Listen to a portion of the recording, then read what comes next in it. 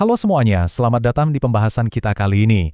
Jujur, saya antusias banget buat ngebahas materi kita hari ini. Kita bakal membedah sebuah teks kuno yang percaya atau enggak, sebenarnya adalah panduan survival yang super praktis buat kehidupan modern kita yang serba sibuk ini.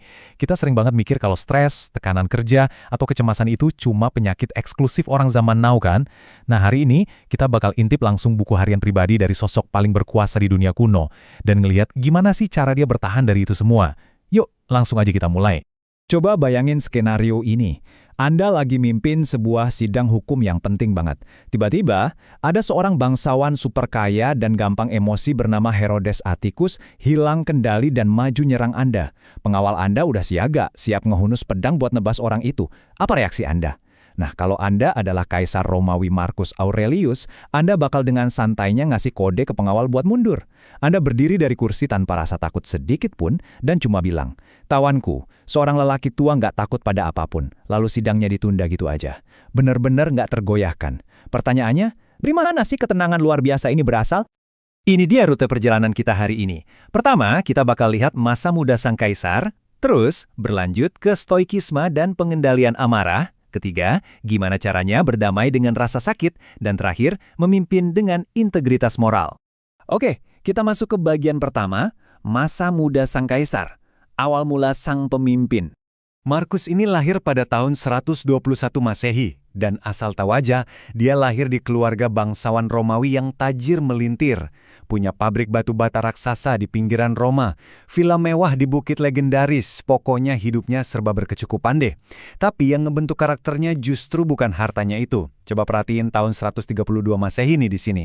Di usia yang masih sangat belia, jauh sebelum dia kepikiran soal tahta, dia udah diajarin buat menghargai kesederhanaan. Dia malah milih pakai jubah kasar ala filsuf dan tidur di lantai tanah. Ya, seenggaknya sampai ibunya protes keras.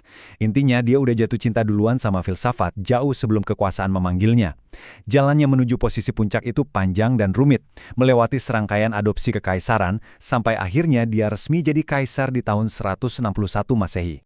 Nah, transisi ini nyiptain sebuah konflik batin yang menurut saya menarik banget.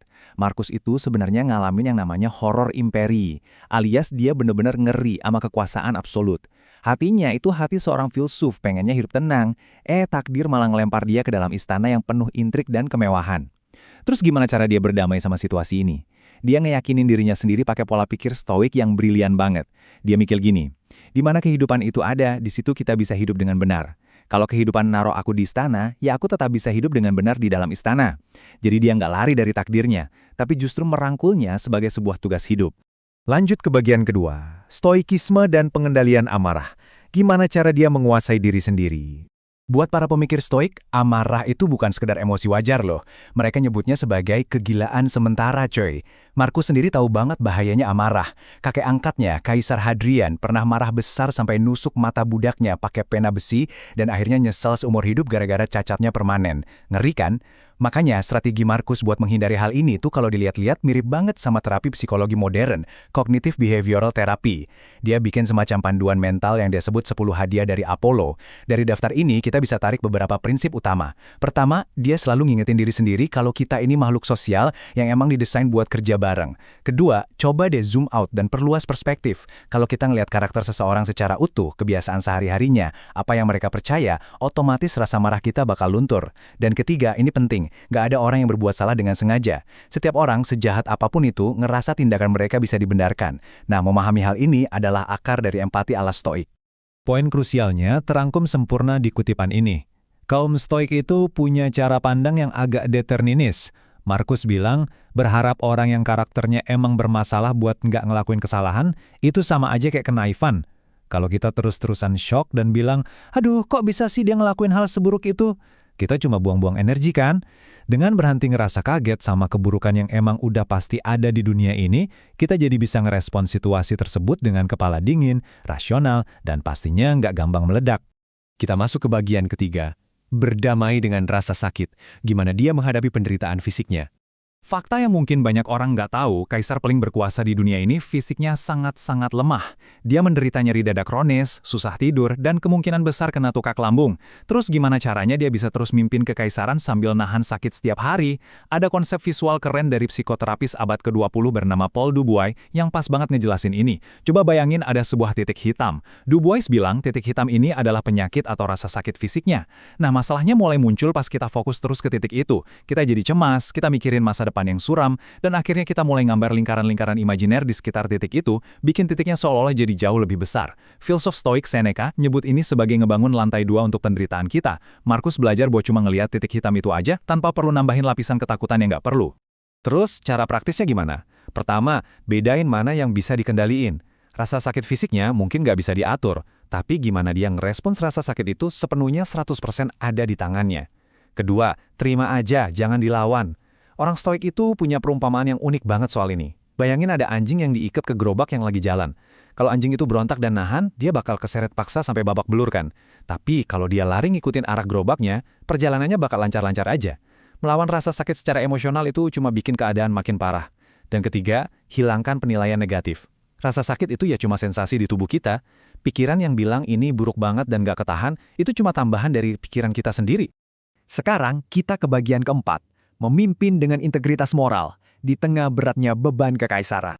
Bayangin Anda harus nerapin semua kedisiplinan mental tadi pas lagi diuji sama tantangan terberat.